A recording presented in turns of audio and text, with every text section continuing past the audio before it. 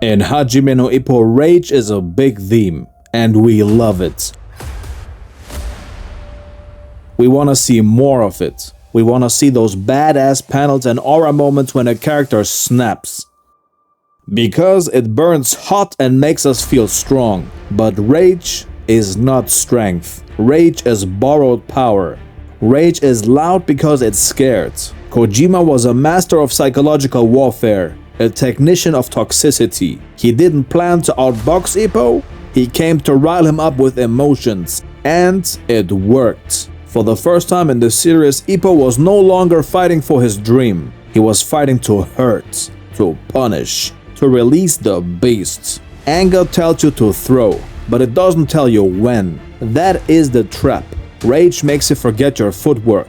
Rage makes you square up when you should angle off. But boxing, just like life, and listen well little bro, is not about the one big hit. It's about vision, patience, clarity. You need your eyes clear to see the shot. You need your mind still to see the path. Rage doesn't care about the future. Rage is a storm without a destination.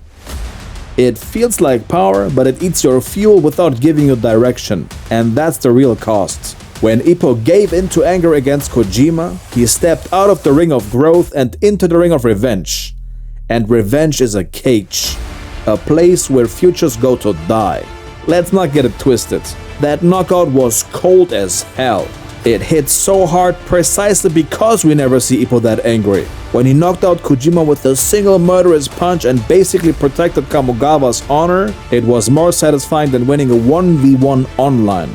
But that counter he ate was the result of his anger. If he hadn't trained his lower body like a demon, and if Kojima had more power, that one counter would have been the end of it. Because Ippo won, it looks cool in hindsight, and it's easier to justify. But if he had lost, he'd be the biggest loser in town.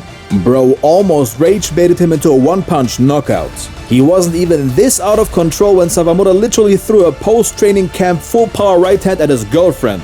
He had enough restraint to stop the situation and wait one more day until the actual fight. My point is this, he's too tense in the shoulders. He's gonna be slow. Miyata predicted that he would be hit with a counter before they even threw the first punch.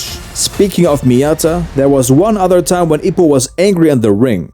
When his boyfriend was disrespected. After Itagaki just got clapped by RBJ, Randy's manager made fun of Miyata and said he was just a stepping stone. Itagaki almost getting murdered wasn't enough for Ippo to get mad. They had to mention Miyata's name too. He got so mad that he took off his shirt like a lumberjack and received 100 aura points out of nowhere.